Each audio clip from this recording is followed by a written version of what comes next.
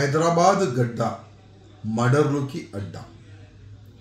ఇవాళ మనం చూస్తున్నాం ఈ ఒక్క నెల అంటే ఈ జూన్ నెలలో ఎన్ని మర్డర్లు అయినాయి హైదరాబాద్ ఓల్డ్ సిటీలో కానీ చుట్టుపక్కల ఏరియాలో కానీ.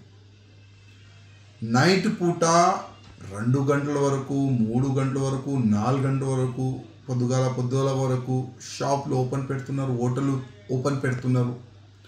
దానికి కంట్రోల్ చేయడానికి ఈ మర్డర్లు ఎక్కువ కావద్దు, దానికి కంట్రోల్ చేయడానికి పోలీసు వాళ్ళు వాళ్ళ స్టైల్లో వాళ్ళు పనిచేస్తున్నారు.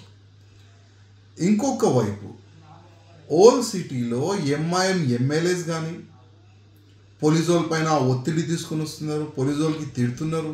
అది బయటకు వస్తలేదు కానీ తెలుస్తుంది కదా.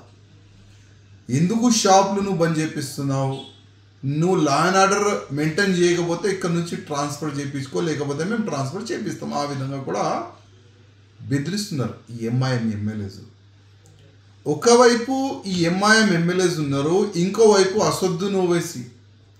నీ పార్లమెంట్ క్షేత్రంలో కదా ఎక్కువ మర్డర్లు అయినాయి.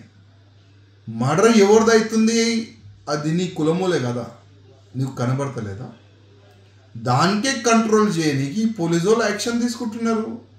నైట్ పూట అక్కడిక్కడ ఎవరన్నా కూర్చుంటే వాళ్ళపైన యాక్షన్ తీసుకుంటున్నారు. హోటలు నైట్ పూట ఈ ఓపెన్ పెడితే వాళ్ళపైన యాక్షన్ తీసుకుంటున్నారు. నీకు బాధ అయింది, నీవులే కదా సస్తున్నారు, మీవులే కదా చంపుతున్నారు.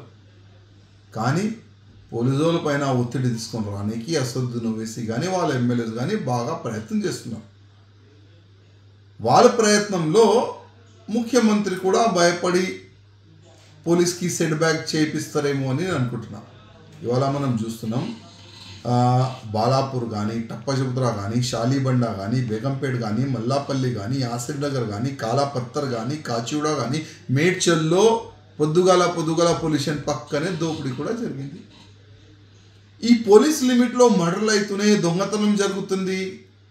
టోటలీ లా అండ్ ఆర్డర్ చనిపోయింది తెలంగాణలో, టోటలీ చనిపోయింది. భయం లేదు. ఇప్పుడు మర్డర్లు చేయొచ్చు, దోపిడీ చేయొచ్చు, దొంగతనం చేయొచ్చు, కానీ భయం లేదు వీళ్ళకి.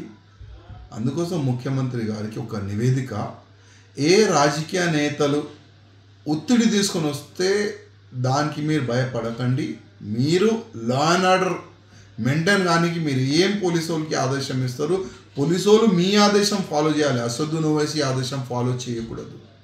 అదే నా ఒక నివేదిక.